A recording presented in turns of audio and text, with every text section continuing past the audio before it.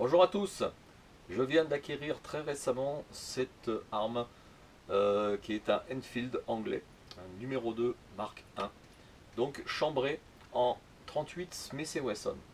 Je me suis bien sûr intéressé à la cartouche et comme je n'arrive pas à en trouver dans le commerce, je vais être obligé d'en fabriquer moi-même. Alors, sur ces armes à brisure, il en existe des tas d'armes à brisure. Cette arme-là, tout comme le Webley, est une arme, on va dire, de dernière génération. Ils ont paru à partir de 1930 jusqu'à la Seconde Guerre mondiale, voire un petit peu après, et elles étaient encore utilisées à cette époque-là. C'est du 38 Smith Wesson, oui, mais attention, c'est du 38 Smith Wesson avec de la poudre vive, la poudre sans fumée. Alors, on peut aussi recharger ces munitions avec de la poudre noire, mais cette arme-là est assez costaud pour encaisser à la fois la poudre vive et la poudre noire. Aucun problème. Par contre, les armes à brisure antérieures à, on va dire, 1900 sont spécifiquement fabriquées pour la poudre noire et ne vont pas accepter les poudres sans fumée. Les poudres vives genre A1, A0, les poudres à paillettes, les BA9, BA10, enfin voilà, les poudres actuelles qu'on rencontre.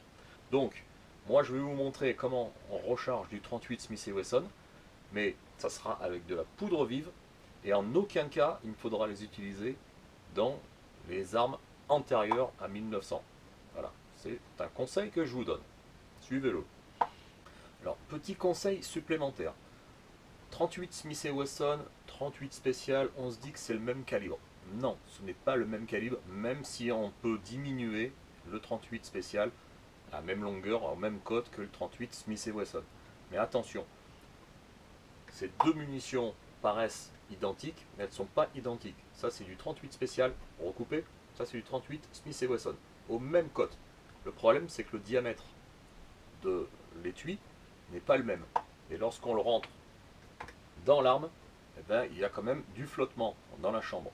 Ce qui n'est pas le cas avec du 38 Smith Wesson. Voilà. Donc attention, l'ogive par contre est la même.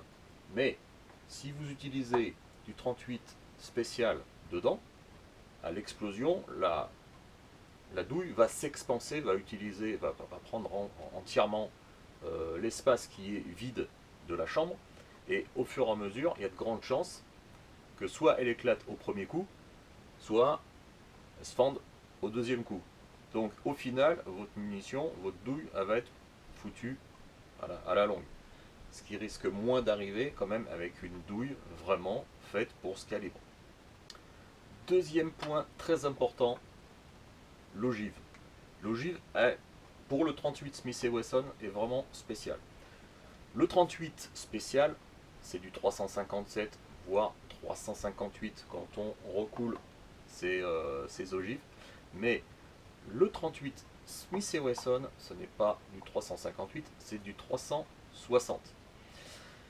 Comment trouver du 360 dans les jeux d'outils, dans les moules actuels qu'on trouve sur le marché? Eh ben, c'est peine perdue là aussi. Personnellement, j'ai gratté un peu partout sur le net, un petit peu partout sur mes sources, à droite à gauche chez les armuriers. Rien du tout, nada. Par contre, je me suis aperçu une chose, c'est que j'ai un moule de Shelly qui est censé être en 358. Et lorsqu'on coule ces ogives, en mesurant en sortie de moule, elles ne font pas 358, mais elles font 360. Donc c'est pile poil ce que j'ai besoin. Attention, je demande aussi à avoir un poids intéressant, un poids que je vais retrouver dans mes tables de rechargement. Alors là, c'est donné pour du 150 grains, mais une fois qu'on le passe sur la balance, j'ai 158 grains, 160 grains. C'est très variable suivant le mélange de plomb, d'antimoine, enfin ce que vous voulez comme pour avoir vos balles, votre mélange de plomb, ça peut varier énormément. Voilà. C'est pas énormément sur la balance, mais 5-10 grains, on les a vite gagnés. Voilà, j'ai gagné pratiquement 10 grains sur un poids donné de 150, je suis arrivé à 160 en réel. Petit aparté au passage, je ne vous parle que de balles plomb. les balles blindées, ben, j'en ai pas, donc je vais pas vous en parler. C'est même dans les tables de rechargement, quoique je dirais une bêtise, il y en a une quand même. Une balle blindée en 180 grains FMJ, mais ça ne nous dit pas la marque que c'est, donc c'est pas si simple que ça. Voilà, il est donné pour du 360 inch, 0,360. Alors c'est bien beau hein, d'avoir des tables comme ça, mais on n'a pas une référence qui correspond à la balle donnée. Donc c'est un peu inutile de chercher plus loin. Alors j'ai aussi précisé que ces balles sont graissées à la LOX. Voilà, il ne faut pas oublier ce petit point de détail, hein. Alors pour le reste des composants, à savoir les douilles, aucun problème. Si vous désirez acheter des douilles manufacturées avec le bon calibre, aucun problème, on en trouve assez facilement chez les fournisseurs. Concernant la table de rechargement, et c'est ça qui compte le plus, on va dire, dans le rechargement, c'est très important.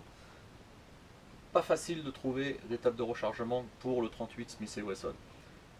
J'ai gratté chez Vectan, il n'y a pas. Chez Vitavori, il n'y a pas. J'ai pas regardé chez les fabricants américains. Je n'ai pas de poudre américaine, donc ça ne me concerne pas, ça ne m'intéresse pas. Par contre, on a chez nous en France le Malfatti. Il y a une pauvre petite malheureuse table. On laisse tomber. La seule solution, encore une fois, c'est le Garbrandt. Et sur le Garbrandt, eh ben, ma foi, c'est pas si mal que ça. On a plusieurs choix de poids d'ogive. Il y en a 3 ici, 4, 5, 6, 7, 8, 9 poids différents, suivant bien sûr ce que vous allez avoir en réel, je le précise, en réel, en sortie de moule, avec vos ogives. Donc, vous pesez réellement vos ogives et vous comparez avec ce que vous avez dans la table de rechargement. Et il faut en rester qu'à ça, c'est la meilleure solution. Donc moi j'ai 158 grains, 160 grains, et là j'ai donc 158 grains, 160 grains avec des balles coulées. Donc ça va impeccablement.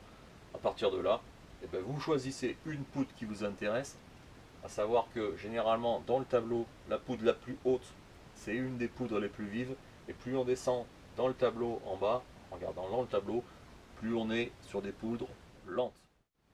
Et pour le rechargement, il n'y a vraiment pas de problème, hein. La munition est déjà amorcée à l'avance.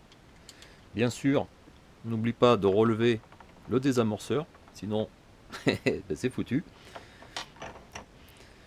On met la poudre. Ça évase en même temps. On place l'ogive.